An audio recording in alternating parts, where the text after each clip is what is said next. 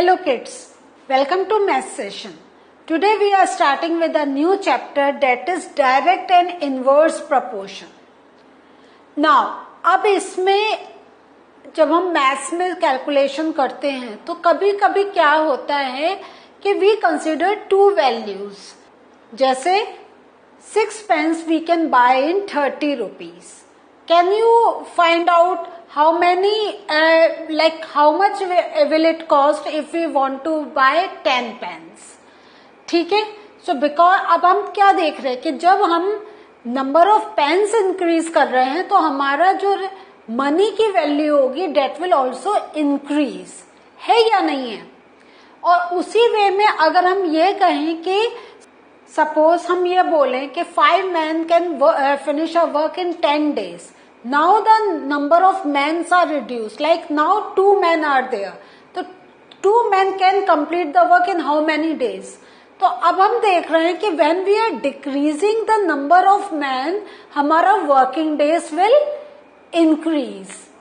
तो हमने दो चीज देखी. जब हम क्वांटिटी इंक्रीज कर रहे हैं उसकी वैल्यू इंक्रीज हो रही है, कहीं हम नंबर ऑफ पर्सन्स डिक्रीज कर रहे हैं तो नंबर ऑफ डेज हमारे इंक्रीज होंगे. तो ये हमारे दो example that I have given you are direct and indirect proportion. Means when one thing is getting increase the other thing will increase. ये क्या हो गया? ये डायरेक्ट प्रपोर्शन हो गया. अगर हम ये जो हमने मैन और वर्किंग डेज का करा था वो हो गया indirect proportion. Means when we are decreasing the number of man the number of days are increasing. ठीक है. सो ये हमारे हो गए डायरेक्ट एंड इनवर्स प्रपोर्शन. आज जो हम लोग स्टार्ट कर रहे हैं ये सेशन, इसमें अभी हम सिर्फ डायरेक्ट प्रपोर्शन पर ही फोकस करने जा रहे हैं. सो देखते हैं डायरेक्ट प्रपोर्शन का कैसे करते हैं. We come across many such situations in our day-to-day life where we need to see variation in one quantity, bringing in variation in the other quantity. जैसे हमने नंबर ऑफ कोई भी ऑब्जेक्ट है and the cost of object.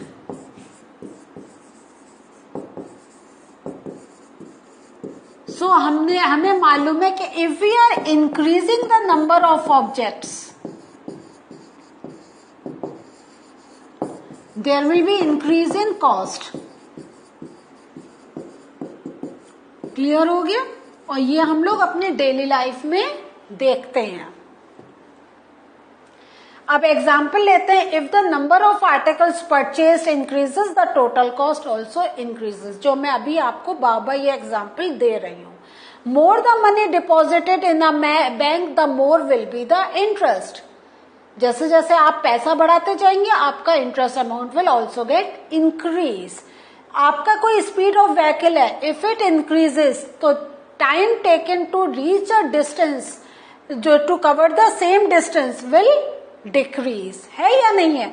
जैसे जैसे आपकी speed increase होगी vehicle की, the time taken to cover the same distance will decrease. तो ये हमने क्या एग्जाम्पल देखा? ये एक इनडायरेक्ट प्रपोर्शन का एग्जाम्पल देखा. For a given job, more the number of workers, less will be the time taken to complete the work. है या नहीं है? ऐसी observe that change in one quantity leads to change in the other quantity. Means we are seeing here कि there is a relation between the two things that we are comparing. Either वही जो मैंने जैसे पहले बताया था, एक increase हो रहा है तो दूसरा इंक्रीज हो रहा है, या एक इंक्रीज हो रहा है तो दूसरा डिक्रीज हो रहा है, या कोई डिक्रीज हो रहा है तो the other thing is getting increased. Now direct proportion का हम एक एग्जाम्पल से और समझते हैं. If the cost of 1 kg of sugar is ₹18, then what would be the cost of 3 kg sugar. So कैसे निकालेंगे? अगर 1 kg हमारी शुगर 18 रुपीज की है तो 3 kg. नाउ अब हमें मालूम है 1 kg का कॉस्ट, तो easily we can find out the 3 kg का कॉस्ट. वो क्या आ जाएगा? 18 into 3 that is 54 rupees. Clear हुआ? Similarly we can find the cost of 5 kg, 8 kg, anything. क्यों हम फाइंड आउट कर सकते हैं? Because we know the cost of 1 kg. अगर यही हमें दे दिया होता कॉस्ट ऑफ 7 kg, इसका इतना है, एंड आपसे पूछा जाए कि आपको फाइंड आउट करना है 5 kg का, तो आपको थोड़ा कैलकुलेशन करना पड़ता, पहले 1 kg का कॉस्ट निकालना होता तब. ठीक है या नहीं? लेकिन ये तो हमने कॉस्ट निकालने का हो गया. इसमें the other thing that we are focusing is कि as we are increasing the weight of the object, the cost is also increasing.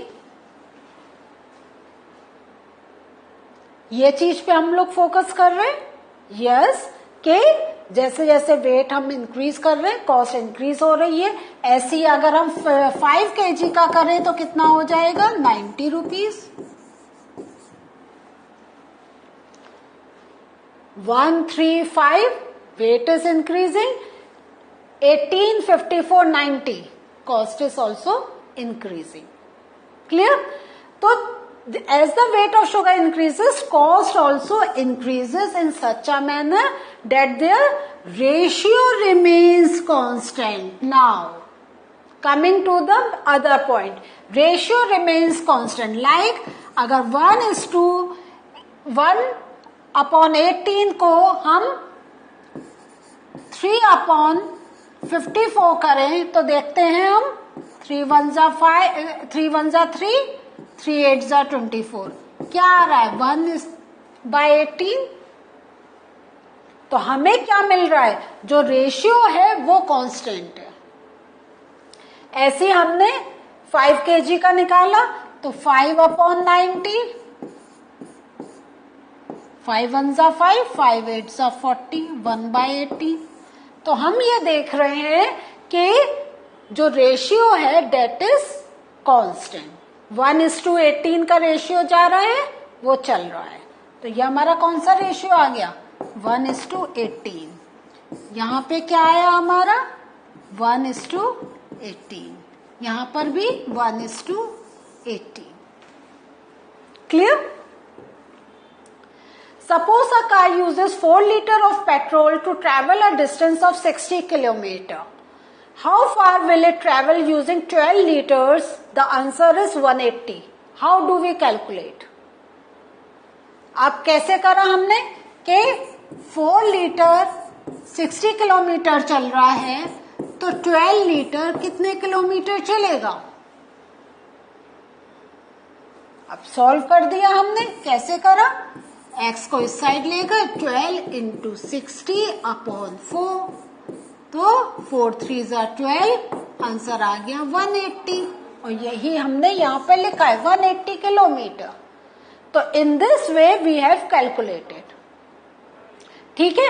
Since petrol consumed in the second instance is 12 litres, तो एक general form में हम इस type से भी देख रहे हैं कि ये क्या था? 4 लीटर और अब आ गया 12 litre. So this means the consumption of petrol is 3 times. So distance will also be 3 times. So 3 into 60, 180. This is the other way to do the calculation. Clear हुआ? लेकिन अगर हमें मैथमेटिकल कैलकुलेशन करके दिखाना होगा तो we have to use this method. So देख रहे थे किसी चीज का हम calculation we can do in different ways. So हम ये भी रेशियो देख रहे हैं कि ये क्या हो रहा है? ये 3 टाइम्स इंक्रीज हो रहा है. Now let the consumption of petrol be x litres and the corresponding distance travelled be y kilometre. तो अब means petrol consumption we are considering x and distance we are considering y. तो means 4 liter petrol में the distance covered is 60. So 8 liter of petrol में how much will be the distance? तो क्या देख रहे हैं? It is twice. तो ये हमारा आ जाएगा twice, that is 120. 60 का twice क्या हो जाएगा? 120. क्लियर हुआ? अदरवाइज जो अब हम मालूम है 4/60 8/x, तो x is equal to 8 into 60 upon 4, 4 2 8, देखिए 120 आ रहा है। तो हमने ये रिलेशन यहां पे ये भी देख लिया कि when we are doubling the liters of petrol, we are doubling the distance। तो अब हम यहां से बना सकते हैं, कैन वी कंप्लीट दिस? सो इसमें द अदर मेथड इज कि हम ये जानते हैं कि जब इस टाइप से चलता है तो द रेशियो रिमेन सेम। ये भी तो है ना, क्योंकि यहां पे हम रेशियो देख रहे हैं 1:15 का, है ना। तो यहां पे आप देखें ये हमारा कितना आ रहा है, 8 1 8, 9 10 11 12, 8 5 40, 1:15। तो दिस मीन्स हम दूसरा मेथड हमारा ये जा रहा है, हम इसको 1:15 कर लें, है या नहीं है। तो there are different methods by which we can do this calculation. हम उसका रेशियो सेम ले सकते हैं, either we can use this formula to calculate the distance covered, या हम लोग ये देख सकते हैं कि how does the value is getting increase. अब जैसे अगर हम 20 लें तो it is 5 times, 5 times of 4 is 20, तो 60 का 5 टाइम्स हो गया 300। So in this way you can complete this table. तो we find it as the value of x increases, value of y also increases. यहाँ पे 120 हुआ, 180 हुआ, ये आप फाइंड आउट करें। यहाँ पे मैं आपको बता दे रही हूँ ये 300 हुआ, तो continuous we can see the increase. तो हम क्या देख रहे हैं, तो the ratio of x by y does not change, it remains constant. तो रेशियो हमेशा में क्या मिल रहा है, 1:15।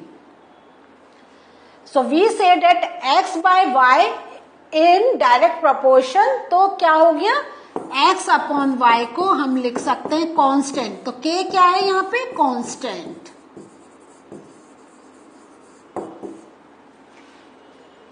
तो the same thing can be written, हम अगर x को वन साइड ले जाएं, constant and a is equal to ky। तो ये हमारा मैथमेटिकल कैलकुलेशन इस वे में कर लिया।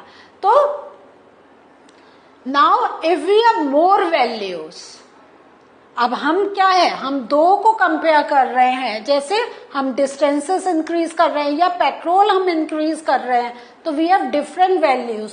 तो when we are comparing in this, the first value we take as x1 y1 and in the same way we can continue by x2 y2 और x3 y3, we can go in continuation. So अभी जो हमने example देखा था, तो 4/60, 12/180, तो ये क्या है, तो हम क्या कह रहे हैं, x and y are in direct proportion, क्योंकि जब हमने देख लिया है 1:15 का आ रहा है, तो they are in direct proportion, means when one quantity is getting increase the other is also increasing. The consumption of petrol and the distance travelled by a car is a case of, final हमने क्या निकाला, it is a case of direct proportion. Why are we saying this is a direct proportion? Because when one value is getting increased, the other value is also increasing. So what did we learn today? Today we learned about the concept of direct proportion and how it is related. तो इसका relation direct proportion का हमने क्या देखा, x upon y is equal to k। ठीक है, ये हमारा किसका रिलेशन मिला है, डायरेक्ट प्रपोर्शन का। And based on this concepts we are going to do some sums and that will give you much more clear view in the next session. See you again, bye.